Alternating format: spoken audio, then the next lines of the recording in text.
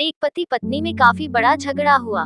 ये झगड़ा उन छोटे मोटे झगड़ों से ज्यादा गंभीर था जो हर पति पत्नी में सामान्यतः होता है, क्योंकि इस झगड़े में एक दूसरे की आलोचना करते करते बात इतनी बिगड़ गई थी कि पति पत्नी एक दूसरे से अब तलाक मांगने तक बातें करने लगे थे।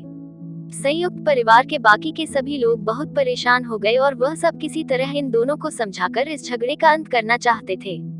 जब सभी के प्रयास काम नहीं आए तो वे लोग पति पत्नी के इस जोड़े को घर के सबसे बुजुर्ग सदस्य यानी दादाजी के पास लेकर गए।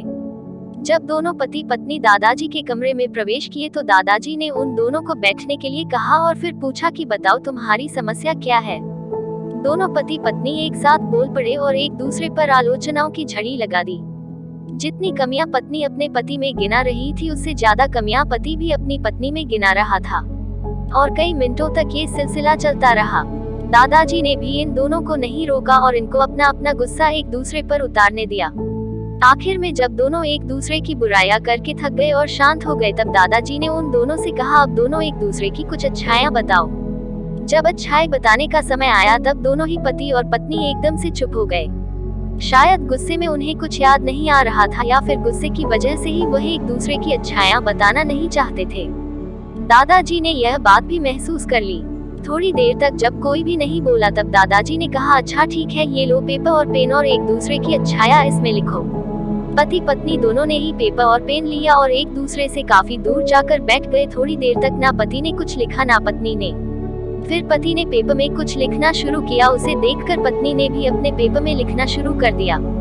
ऐसा लग रहा था जैसे दोनों एक दूसरे से कंपटीशन कर रहे हो। काफी समय तक दोनों ने पेपर में लिखा और जब पेपर लिखावट से भर गया तब दोनों ही अपना अपना पेपर लेकर दादाजी के पास उन्हें देने के लिए गए। दादाजी ने उन दोनों के ही पेपर लेने से मना कर दिया और कहा कि अपने अपने पेपर एक दूसरे को दे दो और अब एक दूसरे के पेपर पढ़ो। पति ने पत्नी को और पत्नी ने पति को अपना पेपर दे दिया। वे एक दूसरे के पेपर पढ़ने लगे। थोड़ी देर बाद पति और पत्नी दोनों के ही आंखों में आंसू थे। पेपर में अपने बारे में लिखी अच्छाइयां पढ़कर पत्नी तो फूट फूट कर रोने लगी। पत्नी को रोता देख पति उसे चुप कराने के लिए दौड़ पड़ा और माफी मांगते हुए उसे मनाने लगा। पत्नी ने भी पति की माफी मांगी और माहौल ऐसा हो गया जैसे कभी कोई झगड़ा हुआ ही नहीं था। दोस्तों, कमियां और खूबियां जगत के हर इंसान में होती है। अब हमारे ऊपर होता है कि हम कमियां देखकर अपने जीवन को नर्क बना ले या खूबियां देखकर अपने जीवन को स्वर्ग बना दें।